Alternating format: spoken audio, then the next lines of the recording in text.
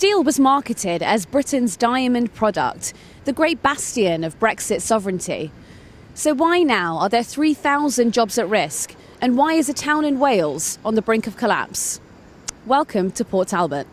The steel town of Port Talbot is braced for the same devastating decline suffered by a string of once thriving South Wales Valley communities. TATA Steel have said it will shut down the 2 remaining blast furnaces, costing up to 2,800 jobs at its main UK site. Despite £500 million of government funding to help the Indian company with its green transition, no deal was attempted to keep workers in their roles. People are facing the worst case scenario. But who's to blame? Is it climate hysteria? Is it Brexit? Or is it the current Conservative administration? And what happens when 3,000 people and their dependents are forced onto the dole?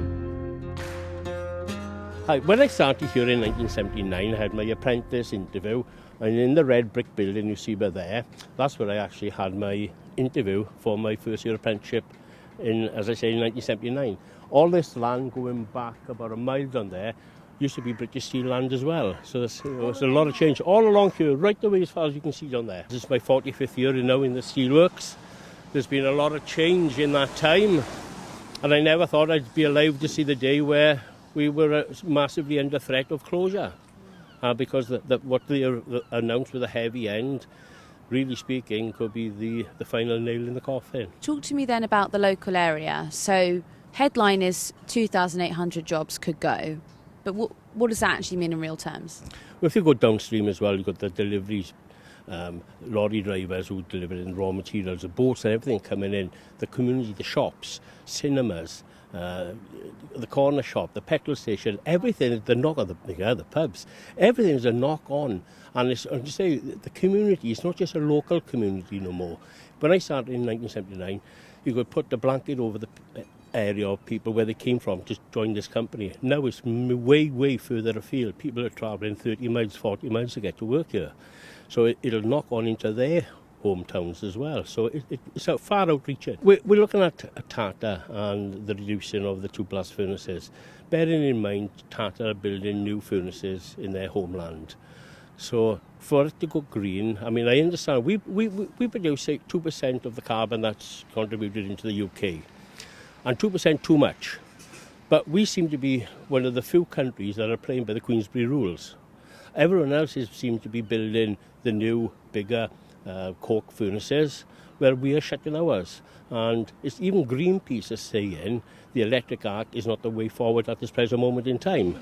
So we're hoping now to get Greenpeace down here and have a chat with them and explain to them their thoughts on it as well. We need to try and do this properly if we're going to play a part in what's going on globally, rather than actually relegating ourselves to something of a backwater, because none other of the G20 nations, to my knowledge, is abandoning virgin steel production.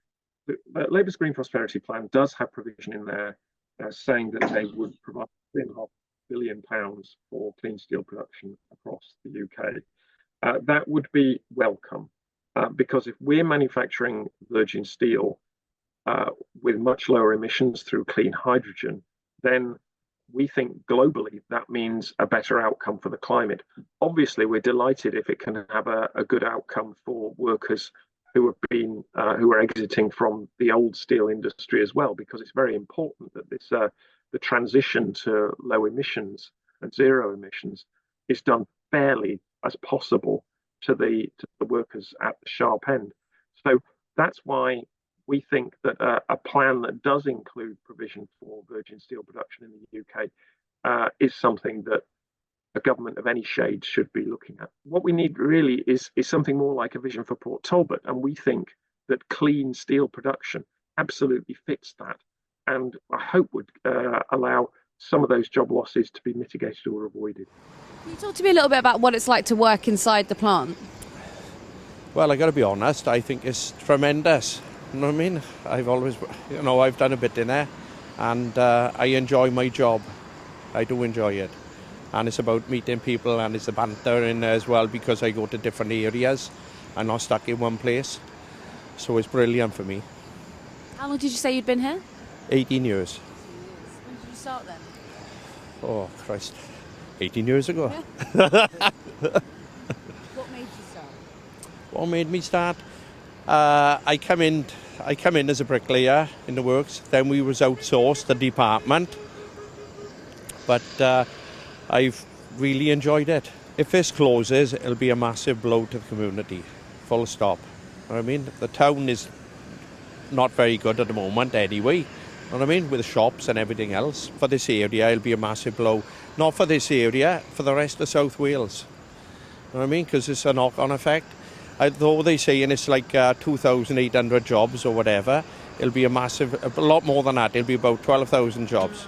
If TATA Steel are to close their furnace, buyers of Port Talbot steel, such as Nissan's Sunderland car factory and canning producers like baked bean maker Heinz, would have to begin importing steel to keep their British factories open. Thousands of businesses would be affected, and not just in manufacturing. Lorry drivers and hospitality would all be put out of work.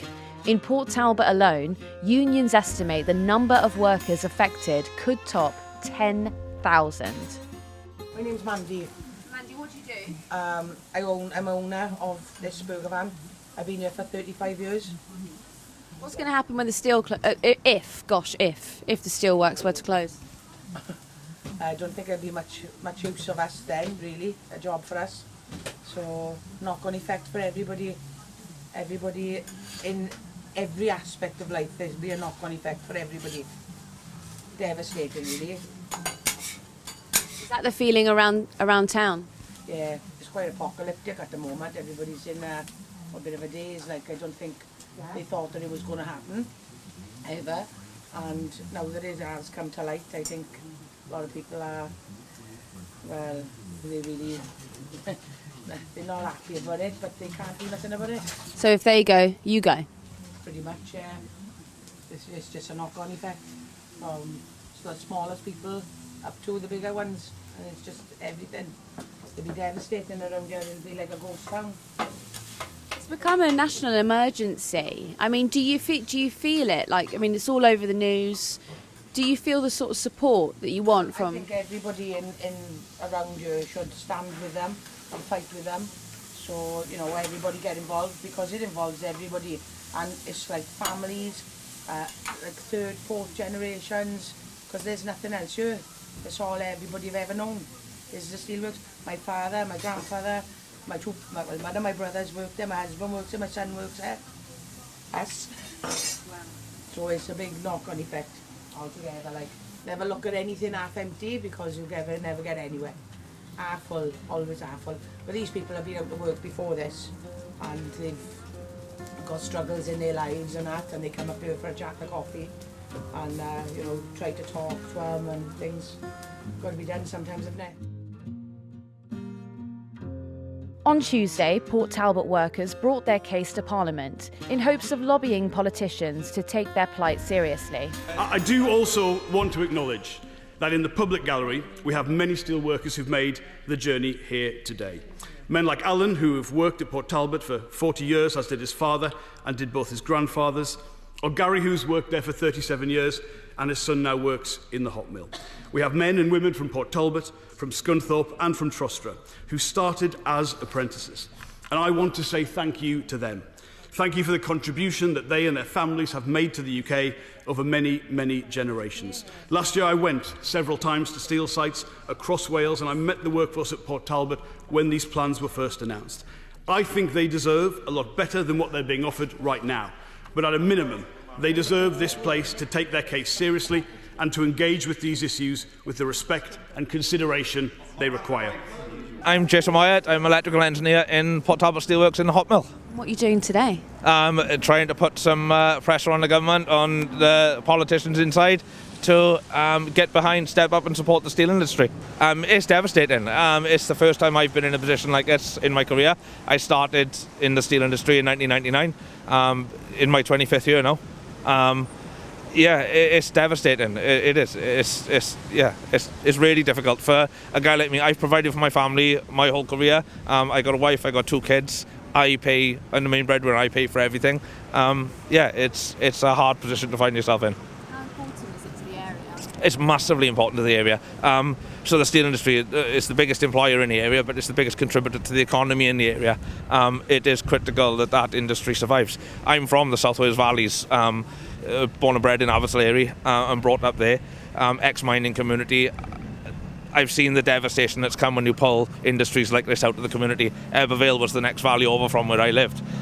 When that went in 2002 or 2001, it's resulted in the area of Blaenau Gwent slipping further and further down the socio-economic scale. It's left now in destitution, and there's no answer to it. The government haven't put any support into those areas. There's nothing to say that they'd put the support into Port Talbot if that was to fail. They've pledged retraining funds and this, but the industry isn't gone yet. I'm not interested in retraining funds. I'm not interested in an article in the Wales Online yesterday saying what are we going to do with the land. We're still there. We need a business going forward. We need to keep the blast furnace going until the electric arc furnace is built. We need a 3 million tonne electric arc furnace. We need support from these guys here to pledge their support for the long-term future of Port Talbot. The industry's in the wrong area in the country with regards to support from the Tory government. We're unlikely to see it in South Wales. We're not Tory voters historically. We're from a sort of industrial heartland. We're from that ex-mining community. We're Labour born and bred in that respect. So yeah, we need to see the support. I think if the steelworks was in a different part of the country, then yeah, we may have seen more support from the Tory government, but you may not have had the same workforce then. So yeah, it's a little difficult. So you're going to go into Parliament today and you're going to sit through the debate, and they are going to tell you that they're going to retrain the area, that they're going to repurpose the area. I mean, what are you going to think? It's not good enough. It's not the answer. This is all stuff that has happened in my area where I was born and bred. It has never recovered. The area is still today in destitution. Massive reliance on benefits, massive reliance on food banks. It is at the top of every league table. Nobody wants to be in here as an economic area. There's no opportunity there for people like me. The jobs for qualified people like me don't exist in those localities. You've got to travel for them or move away. Not to be, I don't want to upset you with this question, but what was it like when you had to go home and tell your family that this was happening? I didn't. It was all over the news as well. But yeah, it is devastating. It's worrying. I've had my mother phoning me saying, don't worry about things, we can sort something out. I've had my wife asking me what we're going to do. Are we going to have to move back to where I'm from? I've had my little boy, 19 years old, in college, designing me and my own electrical company as a sort of opportunity going forward, worried that we'd have to move from the area if I lost my job. It's devastating for the family. Do you say the people in there understand that? No, not at all. They're from a different ilk, the majority of them. Workers had been hoping for renewed promises from Labour to push government into renewed negotiations with Tata Steel. However, their hopes were scuppered when one union boss ran into Shadow Chancellor Rachel Reeves, who had no idea their key debate was about to be discussed in Parliament that day. There are parts of this which are very difficult. Decarbonising industry is an urgent priority, but in some cases the technology is uncertain or it is expensive. But it is my contention that getting this right is more important than doing it quickly or necessarily at the cheapest cost. To state the obvious, we could decarbonise anything by shutting it down.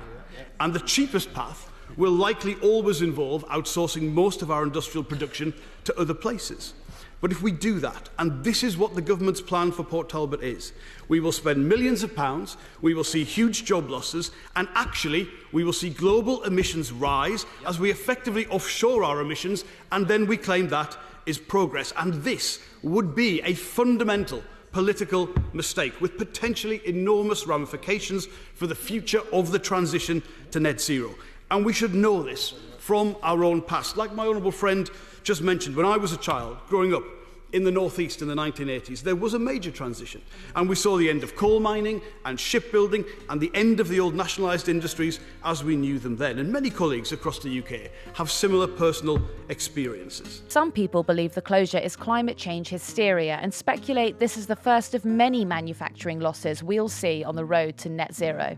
That actually to keep blast furnaces going was inconsistent with our net zero targets, and therefore what we were doing was happy to see the steel industry close down, move to India and China for steel to be produced under lower environmental standards than the product shipped back. And I feel furious when I learned the news today that 3,000 jobs are to go in South Wales at Port Talbot as the blast furnaces are to close. Is this not strategic madness for a country? It might make a good headline to suggest that climate hysteria is responsible for 3,000 jobs in Port Talbot, but the Energy Minister of Wales, Vaughan Gething, had a completely different interpretation of events. Reality has had to dawn on a number of the Brexit promises. So the idea that we'll be able to make more steel and sell it all around the world at a better rate has not materialised. And I don't think anyone who has been knowledgeable of the steel sector is surprised by that. So at the time, Donald Trump took a very protectionist approach, put extra tariffs on steel to prevent imports coming in. The Biden administration has been very clear that it doesn't want dirty steel produced. So actually, when you think about this, the steel that is produced in other parts of the world, you're now going to find additional costs on moving some of that around. And blast furnace steel in Wales has actually got less carbon emissions than blast furnace steel produced in other parts of the world. So this has actually been a really bad deal for steel, and you're finding tariffs on imports into the European Union. Now, all those are the consequence of Brexit and the form of Brexit chosen. So anyone who pledged to steelworkers they would have a better future outside the European Union needs to look those people in the eyes again and recognise they weren't telling the truth. It isn't what's happened, and a different future is only going to be possible if we reinvest in our steel sector and we have a much more grown-up trading relationship with Europe and the wider world. The Prime Minister refused to take a call from the First Minister on Friday, on the day that these proposals were being made public. The First Minister wrote on the Thursday afternoon. The Prime Minister confirmed on Monday morning he would not be free to take a call. Now, this is an enormous event for Wales and the UK. When Ford closed their factory in Bridgend, the Prime Minister the day, Theresa May, took a call from the First Minister of Wales, recognising the huge significance and the economic importance of the choice that was being made. I think the least that the First Minister of Wales and the people of Wales deserve is some courtesy from the Prime Minister. And of course, he went out of his way while sat in a seat in Southampton Football Club to attack the Welsh Government. It's not what steelworkers want to hear. I don't think it takes seriously the real issues with a UK sovereign asset in this type of steelmaking. And it doesn't take seriously the reality that there are thousands of families who are anxious for their future and angry at the indifference of the current UK government. On Thursday of last week, when it became clear that the company were to make their announcement on the Friday, I wrote immediately to the Prime Minister asking for a telephone call with him on Friday so that we could jointly discuss how we could best respond to the emerging picture. And by 8 o'clock, 8:30 in the morning on Friday, I'd had a reply from the Prime Minister saying that he couldn't find time to meet me or talk to me that day. And I do think that is genuinely shocking. Contrasts very much. I do hope you're not defending that. I do hope. No, well, so nobody outside this room will hear members of the Conservative Party shouting at me. But let me make sure that people do know that they're shouting at me to defend the fact that their Prime Minister was unprepared to talk to the First Minister of Wales on that day. And that contrasts, for me, very vividly with the actions of his predecessor, Theresa May. On the day that Ford announced that they were leaving Bridgend, my office contacted the office of the Prime Minister that day, and before the end of that day, I was in a conversation with the Prime Minister about what we could do together to help people who were affected. That's what I was looking for from the Prime Minister, and I am genuinely baffled that he did not feel it was a priority for him to find the small amount of time he would have needed that day to have that conversation. Over the years, Wales has seen many major companies come and go. Some have stayed, but with dramatically smaller workforces. Hoover, Bosch, BP and LG are just some of the companies that used to have a big standing in Wales. Even a few years ago, the steelworks here at Port Talbot had a dramatically larger workforce of around 20,000, which has now been reduced to around just under 3,000. Here, the local area is still thriving. The economy is still going. But for how long? Apparently Heinz makes all of its beans for the UK up the road. Do you know about this? Yeah, and it uses this steel? Yeah, so Trostra, our sister plant in Llanelli, all the steel for that comes from Port Talbot, and that is then used by Heinz and Tinnin for the food industry. So without us, there's obviously a question mark over Trostra, and with electric arc, currently with the technology of electric arc, we couldn't supply Trostra. So whilst they're not part of the announcement at the moment, the long-term future for them is not looking good with it. And that's because you need virgin steel to make those tin cans, right? Yes, you need virgin steel of an high quality. Now, if we lose that, there is a strong possibility we will lose the order books for Trostra. The technology does move on, and I get that. So it might be a few years where they might be able to use refurbished steel. But at this present moment, we need to be feeding Trostra and maintain the order books for you. Because once we shut down our blast furnaces, companies are not going to be waiting for us to spark up an electric arc furnace. They're going to move elsewhere. Where are we going to get orders from in 4 years' time? Because they're not going to hang around and wait for us.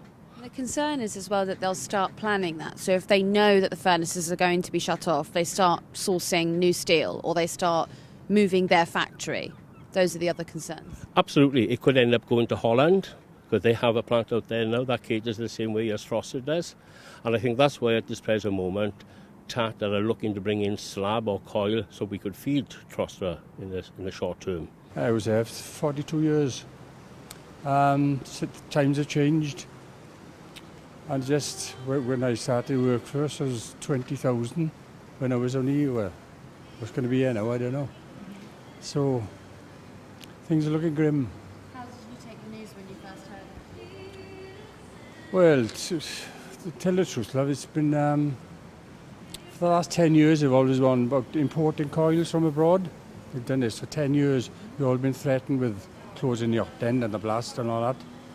But now it's finally happening, and I know it's all this electric blast furnace coming in, and all right, it's good, but you know, the contractors and everything's going, isn't it? So it's a bit rough, like. Can I ask you, so the Tories have given £500 million to the company, and now that's going to go towards renewable steel rather than the blast furnaces. But do you think the Conservatives care about the town? No way, not so ever. Not so ever. What would it take to change your mind? My mind? Yeah. What for now? For the government to know? Yeah. I don't know, Labour's coming in, they haven't got too many ideas, are they? So I don't know. It's just politics and politics, you don't know what the hell is happening with it. So you're not hopeful about Keir Starmer? No. They screwed us for the last 13 years or 14 years, so they're just for themselves, that's it, full stop. It's all for themselves. They don't give a towns and places, I guess. They don't give a hoot for it. How do you think that Westminster treats Wales in general, particularly? Terrible. It's just the same as any. They just, all the money they go to cities, big cities, the same as the councils here. They're all the same. They're all, corrupt, full stop. So the council is the same around here, Neath and Prola, they're all corrupt. So what can you say? You just can't trust anyone. What would it take for someone to convince you to give them your vote? £1 million. It's important to remember that no decision has been made on Tata Steel. There is still time for the Conservative government to strike a negotiation between the unions and the Indian company.